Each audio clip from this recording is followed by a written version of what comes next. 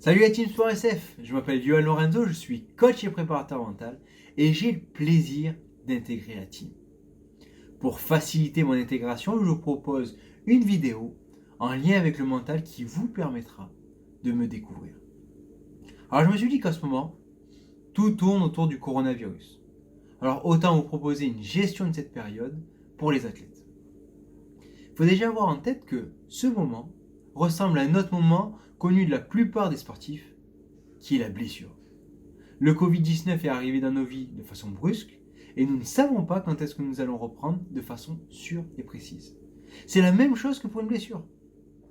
Et donc l'essentiel de la préparation mentale lors de ces périodes de repos forcé, c'est de conserver le maximum de compétences cognitives, qui se désagrègent du fait de l'inactivité tout simplement. Et je vous propose pour ça 4 étapes. La première étape, c'est tout simplement de faire le deuil de ses anciens objectifs.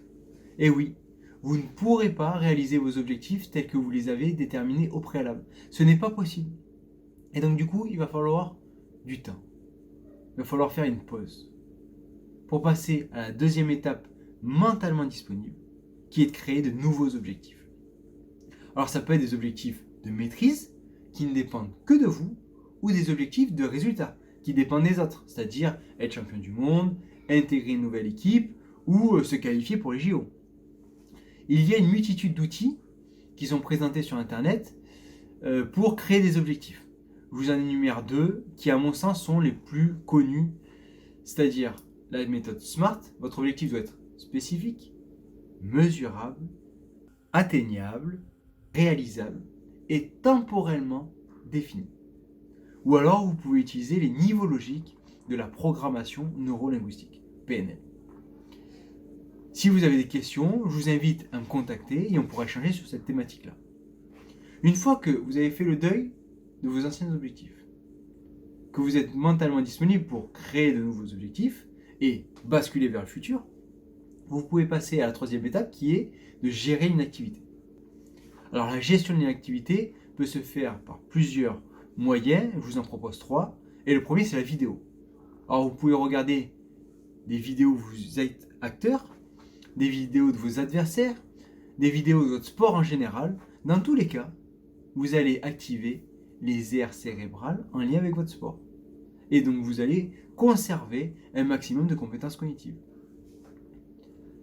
En individuel, j'utilise des techniques d'utilisation de la vidéo qui sont plus poussées. Si vous avez des questions, je vous invite à me contacter et on pourra échanger sur cette gestion de la vidéo. Ensuite, vous pouvez faire mentalement vos exercices quotidiens, vos entraînements quotidiens. Et en plus, je vous conseille d'y être associé. Alors associé, ça veut dire que vous êtes acteur de votre entraînement de façon mentale et vous passez au scanner les 5 canaux préférentiels, c'est-à-dire le visuel, l'auditif, le kinesthésique, qui sont en fait les 3 canaux principaux, et vous pouvez également associer le gustatif et l'olfactif. Et en fait, le cerveau ne fait pas la différence entre ce que vous imaginez et ce que vous faites réellement. Il utilise les mêmes aires cérébrales et les mêmes schémas neuronaux. C'est l'outil le plus efficace pour conserver le maximum de compétences cognitives. Et on l'utilise bien sûr principalement pour la blessure. Et enfin, un autre outil, une autre technique qui est ludique, c'est d'utiliser votre console vidéo. Jouer à votre sport avec la console permet de conserver le maximum de compétences cognitives parce que vous utilisez les aires cérébrales en lien avec votre sport. Et enfin, la quatrième étape, qui est plus une proposition, c'est que pendant ces périodes de confinement, en général, on a un peu plus de temps que lors du reste de l'année. Donc autant mettre en œuvre des actions qu'on n'a pas le temps le reste de l'année. Comme peut-être peaufiner ses débuts de match, de course ou de combat. Comme gérer plus finement ses émotions, son énergie ou sa concentration. Ça peut être également travailler sur sa communication ou son leadership. Il y a une multitude de thématiques que vous pouvez travailler avec un préparateur mental. Ça dépend que d'une chose, votre auto-analyse. Et donc, si vous analysez vos performances régulièrement, vous pourrez aller voir un préparateur mental avec une demande très précise et donc du coup ça sera beaucoup plus efficace. J'en ai terminé avec ma première partie de ma vidéo. Je vais passer à la deuxième qui est en fait ce que je vais pouvoir apporter à Sport SF. Bon, bien sûr, la première des choses, c'est ma compétence de coach et préparateur mental, que ce soit pour l'individuel ou du collectif, et que ce soit pour la préparation mentale, du coaching ou de la gestion des blessures.